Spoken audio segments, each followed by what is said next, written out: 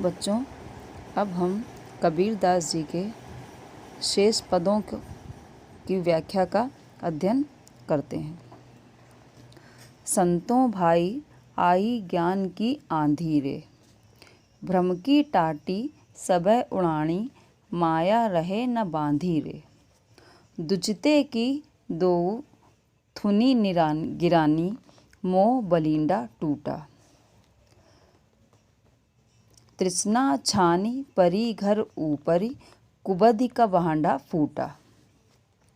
जोग जुगति करी संतो बांधी, निर्चु चुए ना पानी। कूड़ कपट काया का निकस्या, हर की गति जब जानी। आंधी पीछे जो जल बूठा, प्रेम हरि जन भीना।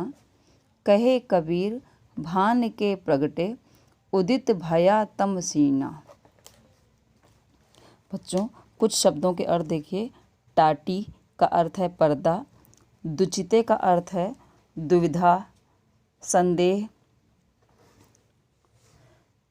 हमारे मन की दो अवस्थाएं। थुनी का अर्थ है खंभे। बलिंडा का अर्थ है बल्ली। छानी का अर्थ है छप्पर। निर्चु का है जो चुवे नहीं। बूठा का है अर्थ बरसा। भीना का अर्थ है भीग गया। और भान का अर्थ है ज्ञान रूपी सूर्य। और शीना का अर्थ है क्षीण हो गया।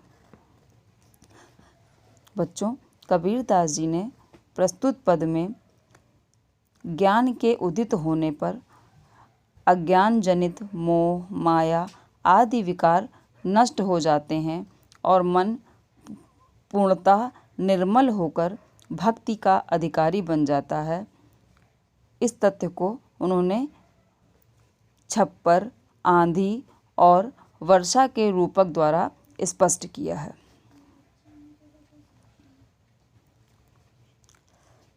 कबीरदास जी कहते हैं कि हे संतों, ज्ञान की आंधी आ गई है और इस आंधी में भ्रम रूपी पर्दे उड़ गए हैं। यह आवरण या पर्दे माया, अपने पराये का भाव की रस्सी से बंधा था। यह रस्सी भी आंधी के वेग से छिन्न भिन्न हो गई। छप्पर को उठाए रखने के लिए संदेह के जो दो खंभे लगे हुए थे वे भी गिर पड़े। ये खंभे चित्त की दो अवस्थाओं, विषय में आसक्ति और बाहरी कर्मकांड के थे। इस आंधी से मोह रूपी मुख्य बल्ली भी टूट गई। बल्ली का अर्थ आप समझ रहे होंगे, जो सहारे के लिए जिसमें बांस का प्रयोग किया जाता है। हमारे हृदय का मोह भी नष्ट हो गया। इस कारण उस पर टिका हुआ सांसारिक विषय भोग की कामना रूपी जो छप्पर है वो पृथ्वी पर गिर पड़ा। इस छप्पर के गिरने से उसके नीचे रखे हुए दुर्बुद्धि रूपी बर्तन फूट गए।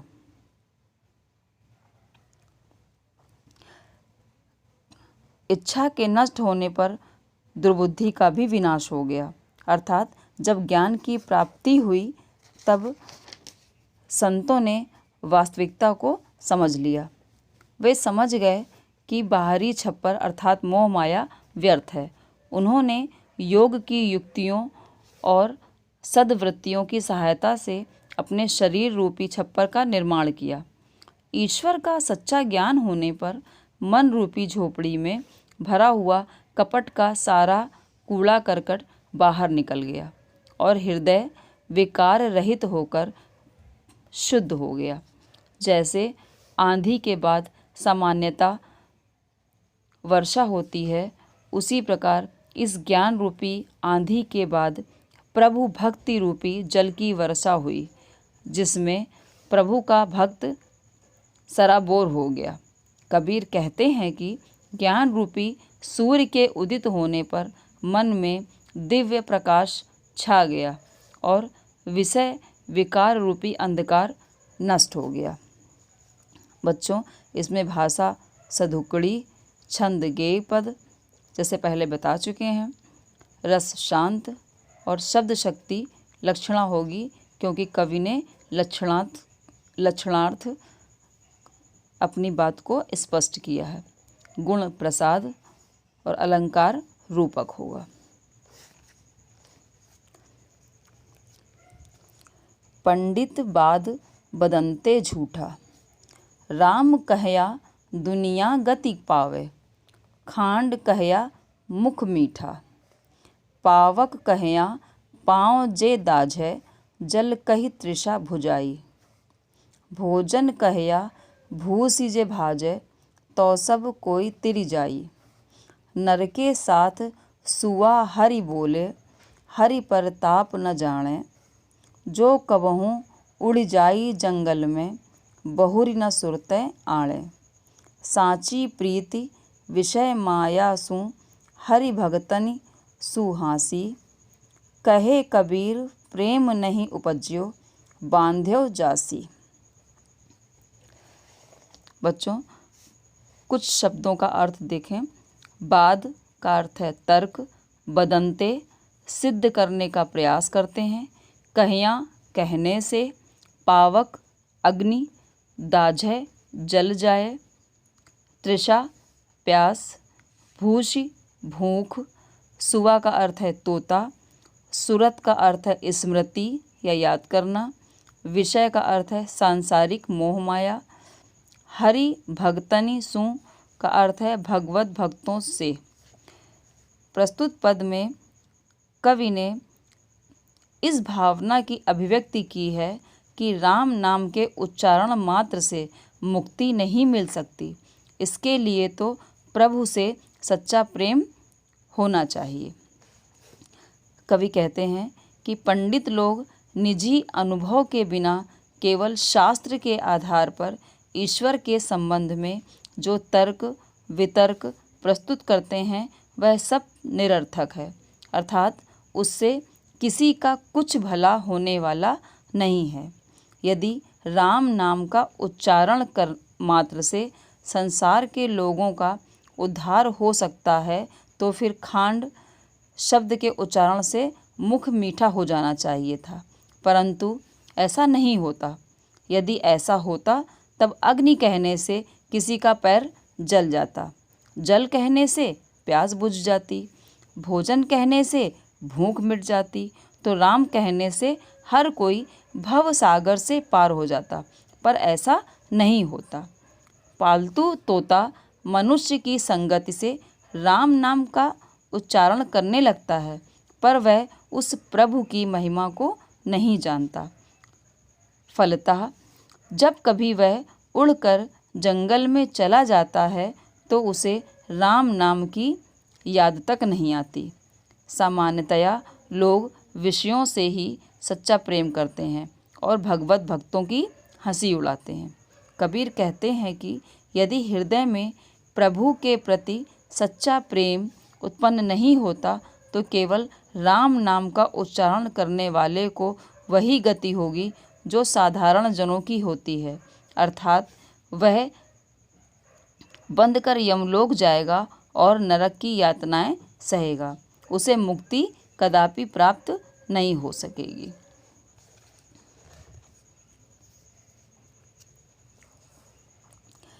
हम न मरे मरी हैं संसारा, हमको मिलिया जियावन हारा, अब न मरो मरने मन माना, तेई मुए जिनि राम न जाना, साकत मरे संत जन जीवे, भरी भरी राम रसायन पीवे, हरि मरी हैं तो हमहू मरी हैं, हरि न मरें हम काहे को मरी हैं, कहे कबीर मन मन ही मिलावा, अमर भय सुख सागर पावा।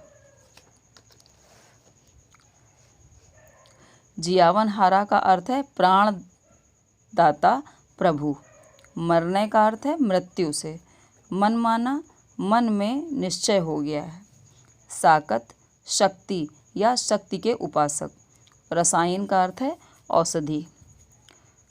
प्रस्तुत पद में कबीरदास जी कहते हैं कि राम भक्ति रूपी मधुर रसायन पीने वाला अमर हो जाता है। केवल सांसारिक जीव ही बार बार मरते और जन्म लेते हैं।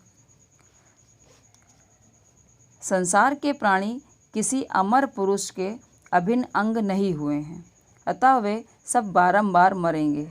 किंतु मैं भगवान का भक्त हूँ, इसलिए कभी नहीं मरूँगा, क्योंकि मुझे चिरजीवन प्रदान करने वाले प्रभु राम मिल गए हैं। मेरे मन में यह बात भली भांति बैठ गई है कि मृत्यु से मैं नहीं मरूँगा, क्योंकि मरते केवल वे ही हैं जो राम को नहीं जानते हैं और जिन्होंने परम तत्व का साक्षात्कार नहीं किया है। राम को न जानने के कारण शक्ति के उपासक मरेंगे, किंतु राम भक्त जीवित रहेंगे, क्योंकि उन्होंने इच्छा भरकर राम रूपी जीवनदायक रसायन का पान कर लिया है। मैंने अपने को हरि से मिलाकर एक रूप कर दिया है, इसलिए मैं तो तभी मर सकता हूँ जब मेरे राम नहीं रहेंगे। यदि वे नहीं मरते तो मैं भला क्यों मरूँगा। कबीर कहते हैं कि मैंने तो अपना मन परमात्मा में मिला दिया है और इस कारण अमरत्व तथा चिर आनंद की स्थिति प्राप्त कर ली है।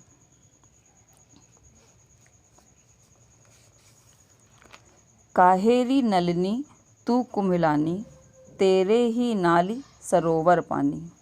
जल में उत्पत्ति जल में वास, जल में नलिनी तोर निवास।